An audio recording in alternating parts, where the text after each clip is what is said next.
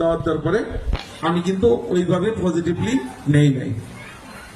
15 দিন পরে আবার আমার কাছে আসার পরে জিজ্ঞেস করছে, ভাই আপনি কি সিস্টেমটা ভালো লাগে নাই? তখন বলছি, আচ্ছা ভাই আমার তো এরকম ভালো লাগে না, চলে আমার সাথে অফিসে চলে।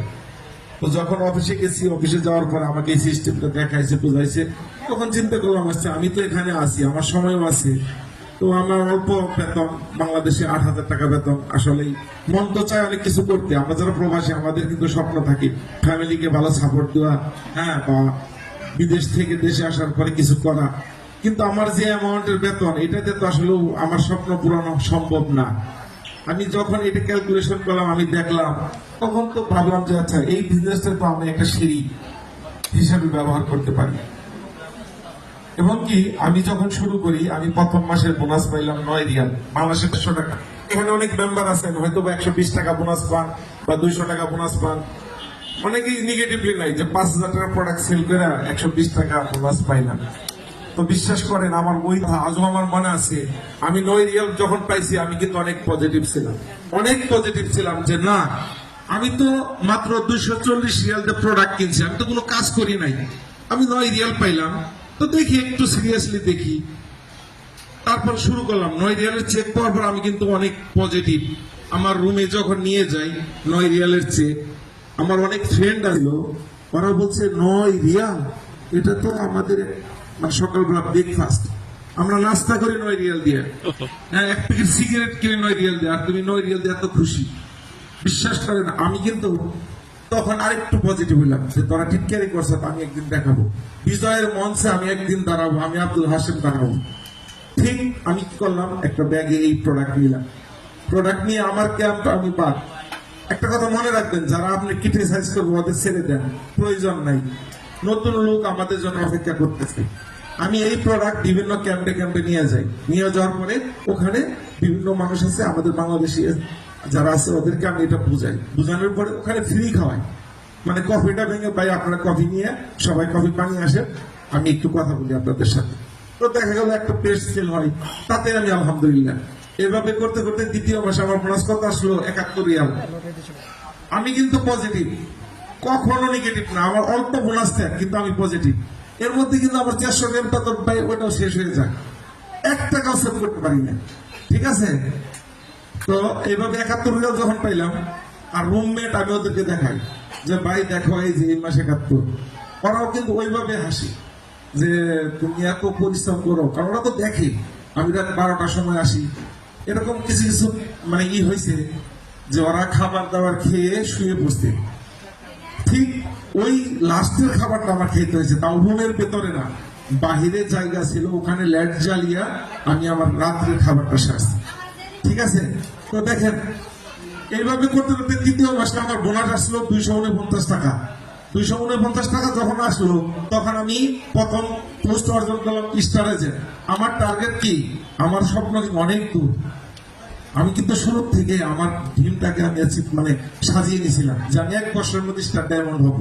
এটা আমার কমিটমেন্ট ছিল আমার সাথে। কার সাথে? আমার সাথে। তো কি হলো? 249 টাকা।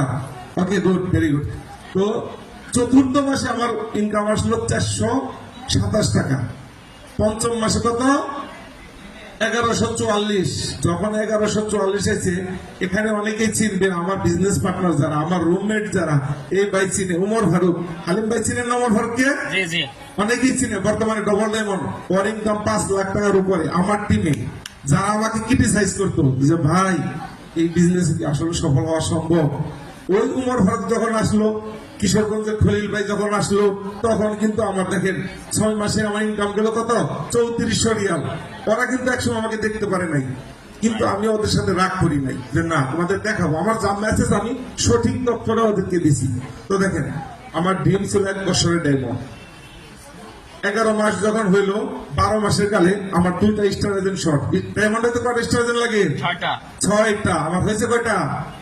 4টা। বাকি কয়টা? 2টা। রোজার মাস, আমি কোন সপ্তাহ আমি থাকতাম দাম্মাম থেকে রিয়াদ হইল 400 কিলোমিটার। বুধবার দিন ডিউটি শেষ, মানে ওই দিন রাত্রে চলে যেতাম রিয়াদ। ওখানে আমি বিজনেস ওপেন করি।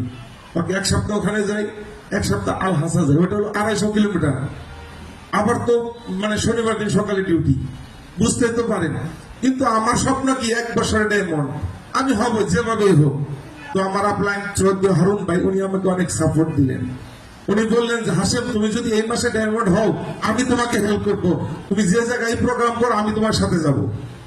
তো আমার চৌধুরী আপলাইন হারুন ভাই উনি কিন্তু আমার কথা রাখছেন, বা ওনার কথা রাখছেন। উনি আমার কাছ থেকে সাথে রিয়াদও গেছেন, উনি আমার সাথে আল হাসাও গেছেন। তো আলহামদুলিল্লাহ আমি আমার স্বপ্নটাকে 12 মাসের মধ্যে নিয়ে আসছিলাম ডায়মন্ড।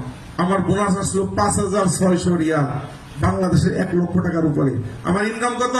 8,000 টাকা। আমার কোম্পানির স্যালারি ছিল কত? 8,000 টাকা। সম্ভব হয়তো হইতো না, কিন্তু ওই মাসে আমি ইনকাম পেলাম কত? 5,600 রিয়াল। হ্যাঁ, যখন ইনকাম পেলাম, ইনকাম পাওয়ার পরে আমি 3 মাস ছিলাম ওখানে। কয় মাস? 3 মাস। 3 মাস থাকার পরে আমি বাংলাদেশে চলে আসি। চলে আসার পরে আমি বিয়ে করি। বিয়ে করার পর আবার যাই, যে 3 মাস ছিলাম, আবারও 3 মাস। ঠিক আছে, দেখি তো বাংলাদেশের তো আমরা ভালো, এই 8,000 টাকা স্যালারির জন্য এই দেশে পড়ে থাকবো কেন, আমি বাংলাদেশে চলে যাই। আরেকটা বিষয় হলো, আমি ইন্ডিয়া তাজমহল কোয়ালিফাই করি, আমি মালয়েশিয়া কোয়ালিফাই করি, আমি মিশর কোয়ালিফাই করি, যাইতে পারি না, কি লাভ? থাকবো কেন অন্যের দেশে? একদম এটাও নয়, আসলে হাসবেন আপনারা। আমি দাম্মাম থেকে মক্কা 1600 কিলোমিটার, ওখানে যে আমার আকামাটা আমি নিজে ছেড়ছি, একদম ভাতা ভাতা করে ফেলাইছি, ডাস্টবিনে ফেলাইছি, ফালিয়ে 200 রিয়াল ঘুষ দিছি পুলিশে। ঘুষ দিয়া যে ভাই আমাকে ধরেন, আমি দেশে যাব। এটা হাসবেন, কিন্তু আমি নিজে ছেড়ছি, বিশ্বাস করেন।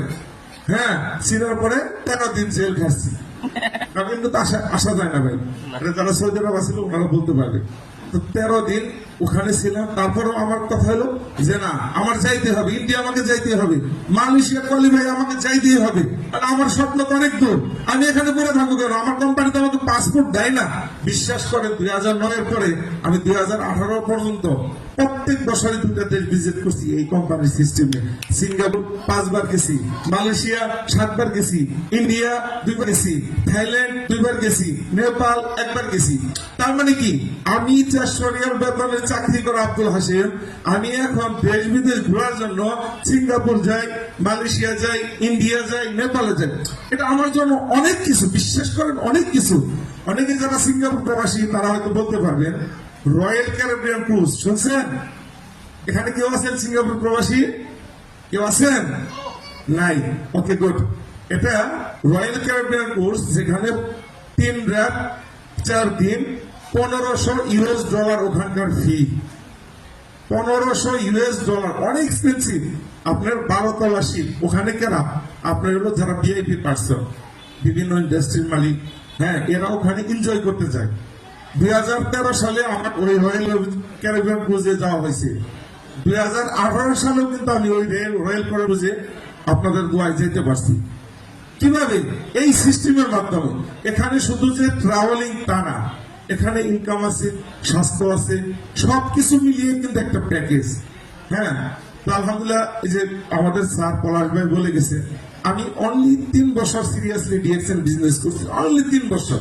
এখন কিন্তু আমি ফ্রিডম লাইফ, আমি আসি হাটভাঙ্গা ঘুরাই, আপনারা অনেকে চিনবেন।